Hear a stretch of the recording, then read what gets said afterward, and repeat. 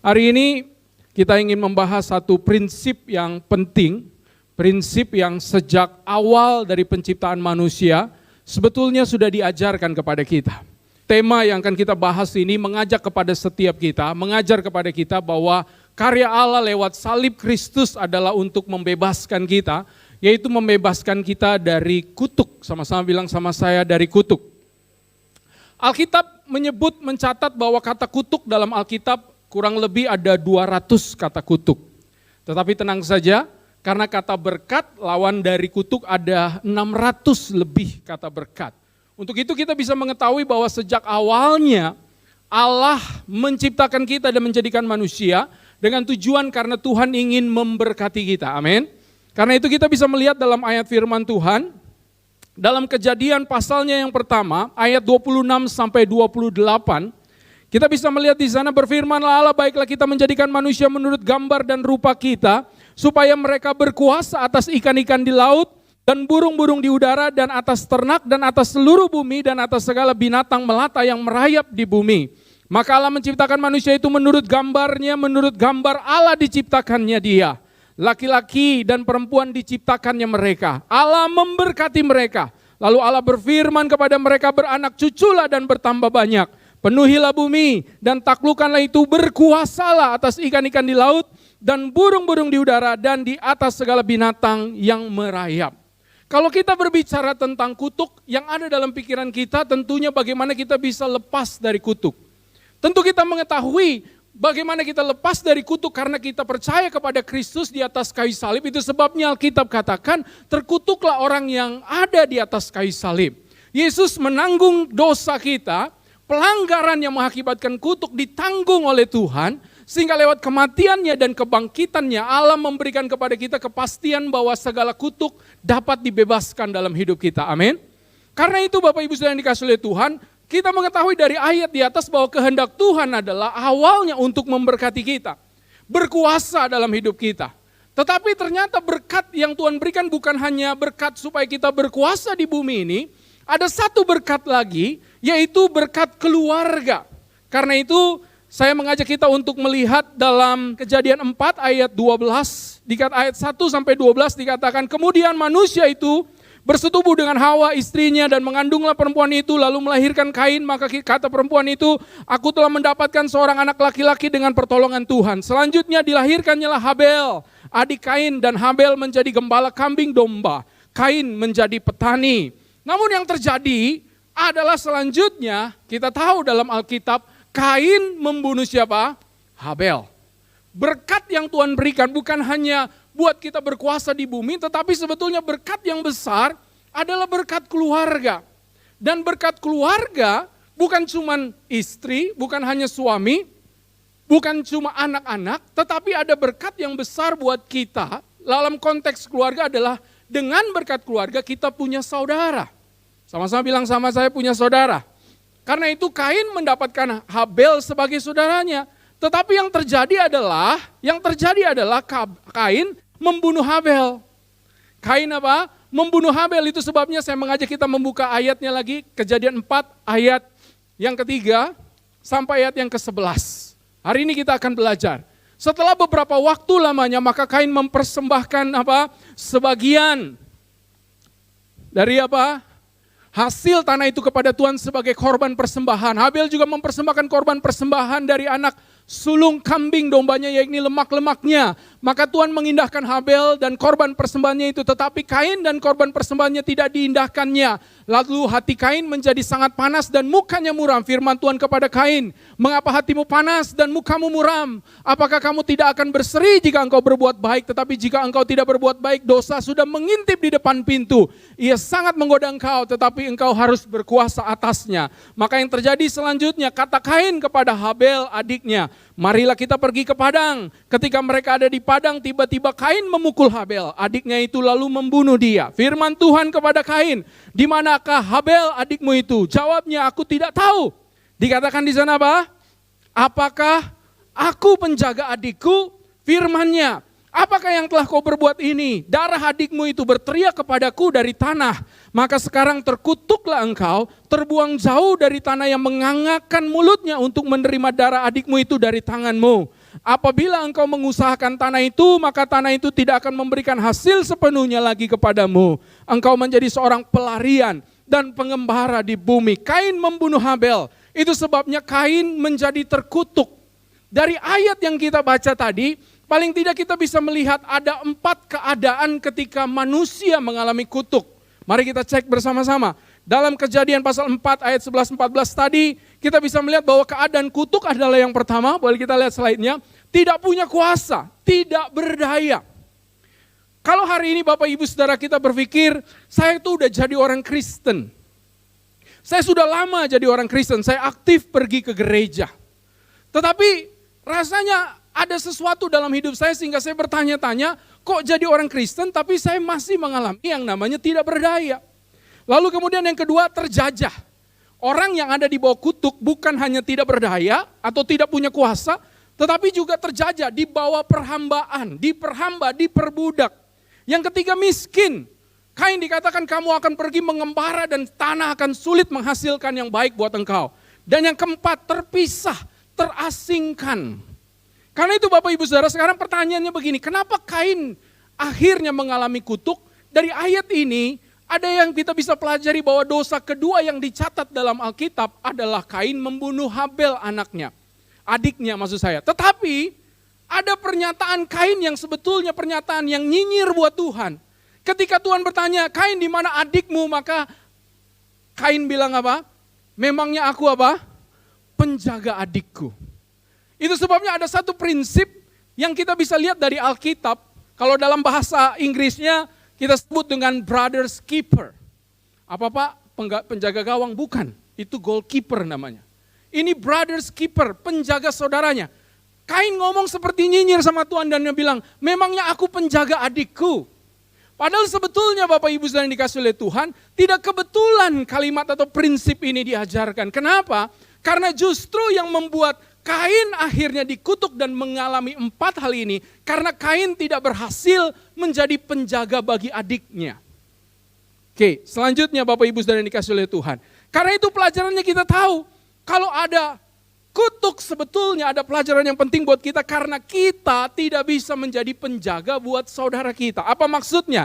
Nanti kita akan lihat. Berarti kegagalan menjadi penjaga saudara atau brother's keeper mengakibatkan yang pertama, ketidakberdayaan. Kayaknya tantangan tuh datang, persoalan datang, kalau orang lain tuh kayaknya tenang, bisa kuat, kok saya kayaknya gampang menyerah, kok saya gampang gagal, kok saya kayaknya gampang mengeluh, kok rasanya saya bersungut-sungut padahal saya anak Tuhan, saya pergi ke gereja. Yang kedua keadaannya adalah saya diperhamba, saya masih punya kebiasaan buruk yang kayaknya sampai sekarang saya belum bisa lepaskan. Kebiasaan-kebiasaan yang terus membelenggu saya. Lalu kemudian saya miskin. Miskin ini bukan berarti tidak punya apa-apa. Miskin ini berarti selalu kekurangan. Persoalannya bukan kita tidak diberkati, tetapi keadaan membuat kita selalu merasa kekurangan. Dan yang paling penting yang keempat, terpisah dari Allah. Ini adalah keadaan terkutuk dalam Alkitab. Karena itu Bapak Ibu Saudara yang dikasih oleh Tuhan, kita mengerti sekarang. Justru karena Kain tidak bisa menjaga saudaranya, adiknya, maka Kain membunuhnya, lalu kemudian Kain diusir, Kain menerima kutuk dan inilah 4 keadaan kutuknya. Karena itu Bapak Ibu Saudara yang dikasih oleh Tuhan, ketahuilah bahwa Tuhan punya anugerah buat kita sekaligus tanggung jawab, bahwa kita harus menjadi penjaga buat saudara kita. Kalau kita bertanya saudara itu siapa, maka tentu saudara itu yang pertama saudara dalam konteks darah keluarga, adik, kakak. Saudara siapa lagi? Saudara dalam kemanusiaan. Saudara dalam siapa? Dalam konteks sosial budaya. Misalnya satu suku, satu bangsa Indonesia. Lalu kemudian saudara dalam solidaritas, satu visi, satu tujuan. Dan yang tidak kalah penting adalah saudara dalam Tuhan, saudara rohani. Atau sesama umat Tuhan. Dalam konteks gereja ini adalah satu jemaat. Karena itu lihat kiri kanan Bapak Ibu Saudara, kasih senyum. Bilang sama dia, kamu saudara saya. Amin. Nah karena itu Bapak Ibu Saudara yang dikasih oleh Tuhan, kita mengerti sekarang sebetulnya yang jadi musuh. Dan ini merupakan problem di akhir zaman karena Alkitab katakan bahwa manusia makin mencintai dirinya sendiri. Karena itu yang menjadi persoalan, bahkan ini terjadi di keluarga kita, adalah yang namanya spirit atau roh egois. Roh mau sendiri aja, individualisme. Kain gagal, tetapi kita belajar dari Abraham. Satu kali, Lot, saudaranya, ditangkap, ditawan. Gak tahu kenapa, yang pasti bukan karena kebetulan. Lagi jalan ditangkap, ditawan, enggak. Karena ditawan bukan cuma Lotnya ditawan, tetapi juga seluruh barang miliknya ditawan. Abraham, karena dia bertanggung jawab terhadap Lot yang membawa ia keluar dari tanah leluhur, dan Lot itu saudaranya, maka Abraham, Bapak Ibu Saudara yang dikasihi oleh Tuhan, mengerahkan 318 orang yang tinggal di rumahnya, anak asuhnya, untuk menghadapi 4 raja. 4 raja ini tercatat dalam Kejadian 14 ayat 1. Pada zaman Amrafel, Kedorlaomer Raja Ariok, Raja Elasar, Kedorlaomer Raja Alam, dan Tideal Raja Goin terjadilah. Nah, 4 raja ini, mereka yang sudah mengalahkan berbagai kerajaan, 4 raja inilah yang dikalahkan oleh Abraham untuk menyelamatkan Lot. Jadi kalau kita bicara tentang 4 raja yang dikalahkan, ini mewakili 4 kutub. Kata Amrafel, nama Amrafel itu artinya lingkaran yang mengikat. Artinya sesuatu yang membelenggu secara rohani. Ariok artinya seperti singa. Bukan singa beneran, seperti singa. Itu menggambarkan powerless, tidak punya daya. Kalau Yesus adalah apa? Singa dari Yehuda. Tetapi Ariok seperti singa. Mungkin singa ompong kali Bapak Ibu ya. Kedorlaomer artinya segenggam gandum. Gandum tapi cuman sedikit. Itu menggambarkan tentang kemiskinan. Tideal artinya diusir keluar. Ini gambaran masalah di mana tidak ada lagi hadirat Tuhan. Kalau Bapak Ibu Saudara tanya sama saya, dapatnya dari mana nama-nama tersebut? Saya kasih bocorannya. Bapak Ibu Saudara bisa cari di YouTube, namanya Dictionary Proper Names. Nama-nama dalam Perjanjian Lama yang punya arti.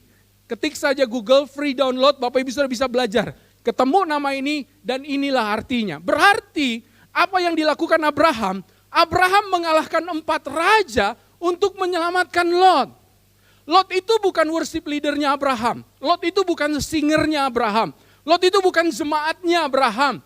Lot itu bukan pegawainya Abraham. Tetapi Lot adalah keluarganya Abraham. Itu sebabnya yang membuat ia bisa menang mengalahkan 4 raja. Karena Lot melakukan fungsi ini, yaitu Lot menjadi penjaga bagi apa? Bagi saudaranya. Itu sebabnya apa yang dikalahkan oleh Abraham, Abraham mengalahkan penjajahan, Abraham mengalahkan powerlessness, Abraham mengalahkan masalah kemiskinan, dan Abraham mengalahkan masalah ketidakhadiran Tuhan dalam hidup. Tahu ceritanya ketika Abraham harus negosiasi sama Allah. Kalau ada 55 orang, apakah engkau menyelamatkan? Turun 50 sampai 10. Siapa kita yang bisa nego sama Allah? Tujuannya Allah bisa mengerti kenapa Abraham berani bernego. Karena yang dituju oleh Abraham cuma Lot dan keluarganya. Amin.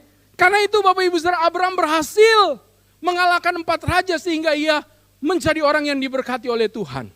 Tapi selanjutnya Alkitab mencatat tentang seorang yang bernama Yakub. Yakub ini gagal menjadi menjaga saudara. Kenapa? Karena Yakub dia egois, dia serakah. Satu kali saudaranya Esau bilang, aku lapar. Ada sup brenebon ke orang Manado, sup kacang merah. Mungkin karena pakai kaki babi kali Bapak Ibu Saudara ya. Jadi enak gitu rasanya. Kalau sup brenebon pakai kaki babi itu luar biasa. Dia lapar lalu kemudian bolehkah aku minta? Kata Yakub nggak bisa. Kamu bisa mendapatkannya kalau kamu tuker hak kesulunganmu, berkat anak sulung. Gara-gara itu, maka Esau menaruh dendam kepada Yakub dan Yakub pergi ke rumah Laban selama 20 tahun.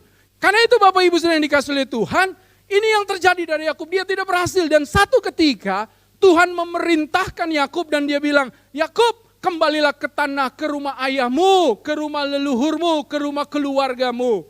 Dan ini perintah dari Tuhan. Dan ketika dia berpikir, aku harus kembali ke bapakku Ishak, maka yang dipikirkan adalah bagaimana caranya dia melewati Esau. Betul? Kenapa? Karena Esau sudah menaruh dendam dengan dia.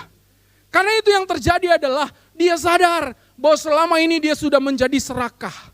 Lalu kemudian ketika dia ingin kembali kepada Ishak ayahnya, dia pikirin Esau, gimana caranya ya?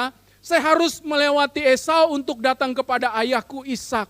Maka Yakub maksud saya, dia memikirkan untuk mengembalikan apa yang sudah dia ambil dari Esau. Dan apa yang dia ambil? Yang dia ambil adalah berkat anak sulung. Kalau Bapak Ibu Saudara bertanya, apa sih pentingnya berkat anak sulung? Apa sih pentingnya hak kesulungan? Maka saya sampaikan kepada Bapak Ibu Saudara, inilah isi dari berkat anak sulung. Kita lihat slide-nya. Yang pertama adalah double portion atau porsi ganda. Biasanya anak kita, anak saya 3 Bapak Ibu Saudara, anak yang pertama kalau makan biasanya porsinya mau lebih banyak daripada adik-adiknya.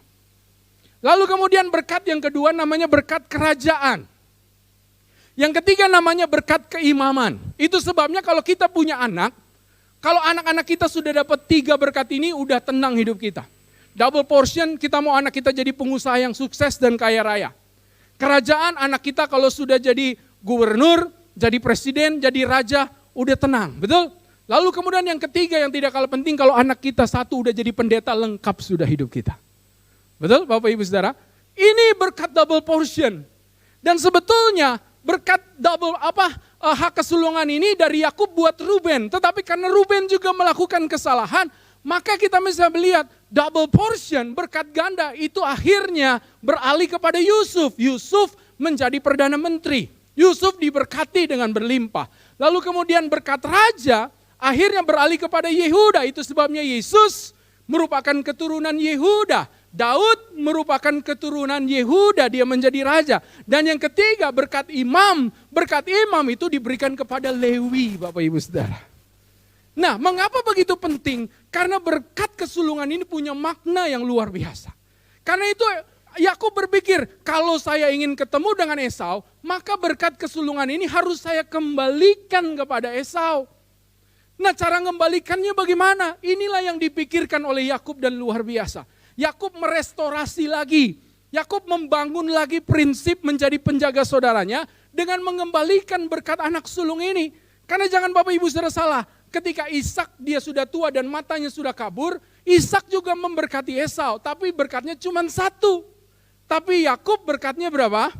2. Esau minta lagi, lalu kemudian Ishak bilang apa? Udah enggak ada lagi, kamu akan menjadi hamba atas adikmu itu. Karena itu Bapak Ibu Saudara yang dikasih oleh Tuhan, skornya 2-1. 2 buat Yakub, 1 buat siapa? Buat Esau. Nah akhirnya apa yang terjadi kalau Bapak Ibu Saudara baca nanti di Kejadian pasal 33, Yakub mengembalikan berkat kesulungan yang dicuri darinya, dari Esau. Apa yang Yakub lakukan? Yang pertama, Yakub menyuruh anak buahnya untuk mengirimkan terlebih dahulu ternak-ternaknya Yakub. Ada keledai, ada lembu, dan lain sebagainya. Jumlahnya hampir ribuan Bapak Ibu Saudara. Dan berkat ini menggantikan berkat double portion. Sampai di sini Bapak Ibu Saudara mengerti?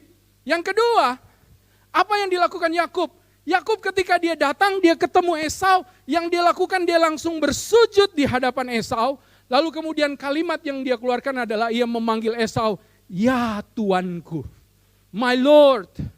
Artinya apa? Dia mengembalikan berkat raja buat Esau. Dan yang ketiga, maka Yakub menghampiri Esau dan berkata, terimalah persembahan hadiah yang ada di tanganku. Kata persembahan yang ada di tangan Yakub dalam bahasa Ibraninya adalah minah. Minah itu bukan sekedar hadiah, tetapi minah itu adalah korban. Korban apa? Korban inilah yang nanti akan dipakai di kemah Musa, karena ada 5 korban, ada korban bakaran, korban sajian, korban penghapus dosa, korban pengampun dosa. Ada 5 korban yang akan digunakan, dan korban mina yang ada di tangannya Yakub adalah korban bakaran atau disebut dengan korban sajian. Dibuat dari apa? Dari gandum yang dibentuk jadi tepung, lalu kemudian dibikin seperti roti begitu Bapak Ibu Saudara. Dan itu merupakan korban aroma kepada Tuhan, korban mewangian. Karena itu Bapak Ibu Saudara yang dikasih oleh Tuhan, ketika Yakub bilang, terimalah persembahan ini menggambarkan persembahan imam. Ini persembahan minah, Kalau di kemah itu adalah sebagian dibakar, baunya dihirup Tuhan enak, tetapi sisanya dimakan sama imam. Jadi baunya untuk Tuhan, rotinya buat siapa? Buat imam. Jadi kalau Bapak Ibu saudara sadar bahwa Bapak Ibu saudara kita sudah tidak menjadi penjaga saudara dan kita ingin restorasi, kita datang, kita beri pengampunan, kita minta ampun, maka korban itu berkenan di hadapan Tuhan dan dimakan oleh manusia, dimakan oleh saudara kita. Betul? Sampai di sini Bapak Ibu saudara mengerti? Karena itu Bapak Ibu saudara yang dikasih oleh Tuhan, akhirnya kita tahu bahwa skornya sudah balik. Skornya Esau sudah 2 dan Yakub menjadi berapa? Menjadi 1. Karena berkat kesulungannya sudah dikembalikan kepada Esau. Tetapi pertanyaan selanjutnya berarti Yakub udah gak punya apa-apa lagi. Yakub udah habis dong. Jangan salah Bapak Ibu saudara. Karena kita tahu bahwa akhirnya nama Yakub diganti jadi siapa? Israel. Karena itu saya mengajak kita membuka, lihat slide-nya. Apa yang terjadi? Mari kita baca Keluaran 4 ayat 22. Tuhan berkata, maka engkau harus berkata kepada Firaun, beginilah firman Tuhan, Israel ialah apa? Anakku. Anakku yang apa? Sulung. Dengar baik. Tuhan sudah mengganti Yakub dan tidak lagi disebut Yakub, diganti siapa? Israel. Esau cuman skornya aja balik 2-1 buat dia. Tetapi justru karena Yakub, maka Allah meneruskan karyanya. Bangsa Israel yang tadinya terkutuk karena tinggal di bawah negeri dijajah sebagai budak miskin, tidak merasakan hadirat Tuhan. Akhirnya Tuhan membawa bangsa Israel keluar dari Mesir maksud saya, untuk tinggal di tanah perjanjian, untuk lepas dari kutuk. Itu sebabnya setelah itu ada berkat yang disebut dengan berkat generasi, yang terus diwariskan namanya berkat Abraham, Ishak, dan Yakub. Amin. Kenapa tidak disebut Abraham, Ishak, dan Esau? Meskipun Yakub sudah mengembalikan berkat kesulungan itu kepada Esau, tetapi Allah tetap mengindahkan Yakub. Kenapa? Karena Yakub sudah mengembalikan, merestorasi dirinya berfungsi sebagai penjaga saudaranya. Amin. Kita melihat sekarang, Kain gagal, Esau juga gagal, Yakub juga gagal. Tetapi Yakub sudah mengembalikan hari ini. Kalau saya ingin menyampaikan kepada Bapak Ibu Saudara hal yang penting buat kita adalah menyadari bahwa gereja mula-mula bahkan itu mengalami kuasa ini. Kenapa? Ketika mereka hidup sebagai saudara, mereka betul teraniaya, tetapi proses waktu membuktikan gereja pada zaman itu mengalahkan dinasti kerajaan yang besar sekalipun. Hari ini setiap Bapak Ibu Saudara ada di dalam gereja yang diberkati oleh Tuhan. Prinsip persekutuan itu penting. Itu yang menjadi pilar bagi gereja. Itu sebabnya nama gereja ini Glow Fellowship Center. Fellowship adalah persekutuan dan itu merupakan pilar dari gereja. Kata persekutuan dalam bahasa Inggrisnya disebut komuni. Beda dengan komunis ya. Kalau komunis itu prinsipnya apa yang kamu punya, saya punya. Tapi kalau komuni, persekutuan dalam gereja mula-mula, apa yang saya punya, kamu juga bisa punya. Artinya saya atau kita masih punya posisi atau kuasa terhadap milik kita. Apa yang saya punya, apa yang saya miliki bisa engkau punya juga. Itu prinsip pentingnya. Karena itu Bapak Ibu Saudara yang dikasih oleh Tuhan, justru kita harus mengerti sekarang, kalau kita ingin melihat hidup kita bukan hanya sekedar lepas dari kutuk, tetapi Tuhan mau kita step masuk di dalam hidup penuh berkat, cuman perlu lakukan satu sentuhan sederhana ini saja, menjadi penjaga bagi saudara. Sama-sama bilang sama saya, penjaga saudara. Selanjutnya kita melihat apa yang Yesus katakan, Matius 25 ayat 35. Yesus berkata begini, sebab ketika aku lapar, kamu memberi aku makan, ketika aku haus, kamu memberi aku minum, ketika aku seorang asing, kamu memberi aku tumpangan, ketika aku telanjang, kamu memberi aku pakaian, ketika aku sakit, kamu melawat aku, ketika aku di dalam penjara, kamu mengunjungi aku. Maka orang-orang benar itu akan menjawab dia, katanya, Tuhan, bila manakah kami melihat engkau lapar dan kami memberi engkau makan, atau haus dan kami memberi engkau minum? Bila manakah kami melihat engkau sebagai orang asing dan kami memberi engkau tumpangan atau telanjang dan kami memberi engkau pakaian. Bila manakah kami melihat engkau sakit atau dalam penjara dan kami mengunjungi engkau. Dan raja itu akan menjawab mereka, aku berkata kepadamu, sesungguhnya segala sesuatu yang kamu lakukan untuk salah seorang dari saudaraku yang paling hina ini, kamu telah melakukannya untuk aku. Amin. Bapak Ibu saudara yang dikasihi oleh Tuhan, dalam ayat yang ke-34 di atasnya, raja akan berkata kepada mereka yang di sebelah kanannya, mari hai kamu yang diberkati oleh Bapakku, terimalah kerajaan yang telah disediakan bagimu sejak dunia dijadikan. Berarti kerajaan Allah, kekuasaannya, berkatnya diberikan kepada setiap orang yang melakukan fungsi sebagai penjaga bagi saudaranya, brother's keeper. Kalau Bapak Ibu saudara tanya sama saya, apa yang kita lakukan sebagai penjaga saudara? Saya mau Bapak Ibu saudara lihat ada 9 poin ini, paling tidak yang saya bisa bagikan. Inilah apa yang kita lakukan sebagai penjaga saudara. Yang pertama, menyelamatkan apa?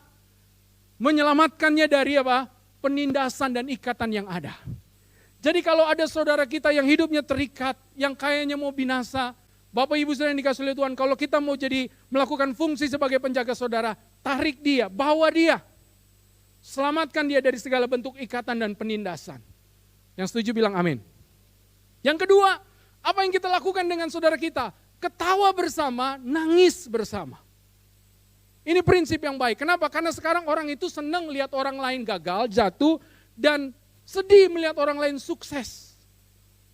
Ini kan udah terbalik Bapak Ibu saudara. Padahal kalau kita mau jadi penjaga saudara, nangis bersama, ketawa, sukacita bersama. Yang berikutnya yang ketiga apa yang kita lakukan? Membiarkan saudara kita memilih bagian yang terbaik. Ini contoh yang luar biasa ketika Abraham dan Lot dia bilang, Lot kamu mau yang mana? Yang kamu pilih aku tidak akan pilih. Lot pilih yang bagus menurut dia dan dikasih. Yang keempat, mengembalikan apapun yang saya curi. Bapak Ibu saudara yang dikasihi oleh Tuhan, ini penting. Adakah sesuatu yang kau curi dari saudaramu? Ini yang dilakukan oleh Yakub terhadap Esau. Kembalikan apa yang kau sudah curi. Engkau sudah merestorasi dirimu sebagai penjaga saudara. Berikutnya, selalu berdoa baginya. Yang berikutnya, bertobat bersama-sama. Pak, Bu, saudara yang dikasihi oleh Tuhan, jangan kita merasa yang paling benar. Kemudian menjadi taat kepada Tuhan bersama-sama. Pak, Bu, jangan berpikir, aduh susah ya, berarti saya harus jadi pendeta. Enggak. Cuman perlu taat bersama-sama, ajak dia, saya juga mau taat, kamu taat, ayo kita taat sama Tuhan sama-sama. Yang berikutnya, berkorban baginya. Pak, Bu, jadi mujizat buat dia. Yang berikutnya, pergi ke rumah Tuhan bersama-sama. Ini yang bisa kita lakukan untuk menjaga saudara kita. Amin. Tuhan Yesus berkata kepada Petrus, ketika Petrus sudah menyangkal, maka ayat ini yang keluar Bapak Ibu Saudara. Tuhan Yesus berkata, Simon, Simon, lihat, iblis telah menuntut untuk menampi kamu seperti gandum. Tetapi aku telah berdoa untuk engkau supaya imanmu jangan gugur. Dan engkau, jikalau engkau sudah apa? Insaf. Kalau engkau sudah bertobat, nanti setelah ayam berkokok dan baru engkau sadar, maka dikatakan apa? Kuatkanlah apa? Saudara-saudaramu. Ketika Yesus sudah bangkit ketemu Petrus lagi, apakah engkau mengasihi aku? 3 kali lalu kemudian apa? Gembalakanlah domba-dombaku. Itu berarti Petrus sudah mengerti tanggung jawabnya. Ia harus menjadi penjaga saudara-saudaranya. Murid-murid Yesus yang lain. Mengakhiri khotbah saya hari ini, saya berdoa tentunya supaya kita mengerti prinsip ini dan kita menjadi penjaga bagi saudara kita. Pak, Bu, nikmatilah anugerah Tuhan yang ada di dalam diri saudara-saudaramu. Nikmatilah apa? Anugerah Tuhan yang ada di dalam diri saudaramu. Alkitab bilang, bukankah besi menajamkan besi? Manusia menajamkan apa? Sesamanya. Itu sebabnya Bapak Ibu saudara yang dikasihi oleh Tuhan, kalau kita mengerti prinsip ini bisa kita nikmati, kita alami dalam hidup kita lewat saudara kita. Jangan-jangan setiap hari Minggu kita di sini, duduknya selalu tempat yang sama, orang yang ada di depan kita selalu sama. Kita perhatikan ketombenya ada terus, betul? Tapi kita nggak tahu namanya jangan-jangan. Padahal justru kita bisa mulai dari sini, nikmatilah anugerah Tuhan. Apa itu berkat double portion? Kalau kita belajar dari Elisa dan Elia, maka Elisa mendapat double portion. Artinya apa? Berkatnya double. Double itu dari mana? Padahal dalam konteks Elia dan Elisa, apa yang Elia punya, saya juga bisa nikmati, makanya double porsinya. Pak, Bu, meskipun orang yang ada di sebelahmu itu ngeselin, jengkelin, bawa ketek kadang-kadang dan lain sebagainya, tetapi nikmatilah anugerah Tuhan yang ada di dalamnya. Amin. Kenapa? Karena itulah yang Tuhan kehendaki. Para pelayan Tuhan yang ada di sini, ingat bahwa pelayanan bukan persaingan. Ingat bahwa pelayan Tuhan yang lain bukan sainganmu, itu saudaramu. Amin. Ukurannya bukan besar dan kecil, ukurannya adalah setia atau tidak setia sebagai pelayan Tuhan. Amin. Jangan sikut sini, jangan sikut sana. Bapak Ibu Saudara yang dikasihi oleh Tuhan, siapapun yang Tuhan tempatkan buat kita harus menjadi penjaga saudara. Kita nggak perlu maju ke depan, minta pendeta tumpangin tangan, kutuk dilepas. Tetapi secara otomatis kenapa? Karena ini merupakan genetik rohani. Waktu kita menerima Kristus, maka kita punya kecenderungan ini, kita punya genetik rohani ini. Sehingga dimanapun kita berada, kita tahu bahwa orang ini diutus Tuhan buat saya, supaya saya menjadi penjaga bagi saudaranya. Saya tahu gereja ini mengajak Bapak Ibu Saudara untuk melayani Tuhan sekarang. Mungkin pikir caranya gimana ya melayani Tuhan, harus jadi pendeta, pintar khotbah dan lain sebagainya. Tetapi lewat prinsip ini sederhana saja. Jadilah penjaga saudaramu. Jadilah brothers keeper. Engkau bukan hanya sekedar lepas dari kutuk, engkau akan diberkati. Itu sebabnya Bapak Ibu Saudara yang dikasihi oleh Tuhan, apa yang terjadi dengan Abraham? Setelah Abraham mengalahkan 4 raja, Abraham bertemu dengan Melkisedek. Melkisedek adalah gambaran Tuhan itu sendiri. Itu sebabnya Bapak Ibu Saudara yang dikasihi oleh Tuhan, saya berdoa supaya Tuhan Yesus yang adalah penjaga saudara yang sejati ketika ia mati buat kita untuk menyelamatkan kita. Janjinya berkata kalau ia yang membuka pintu tidak ada satu kuasa yang dapat menutupnya. Dan kalau ia yang menutup tidak ada satu kuasa yang dapat membukanya. Saya berdoa berkat dari Tuhan terjadi dalam hidup Bapak Ibu Saudara. Meskipun Bapak Ibu Saudara tidak perlu ditumpangin oleh saya tangan untuk berdoa. Tetapi melangkahlah dalam kebenaran firman Tuhan. Lakukan satu prinsip sederhana ini. Maka engkau akan lihat janji berkat Tuhan yang telah Tuhan rancangkan dalam hidupmu akan terjadi dalam hidupmu.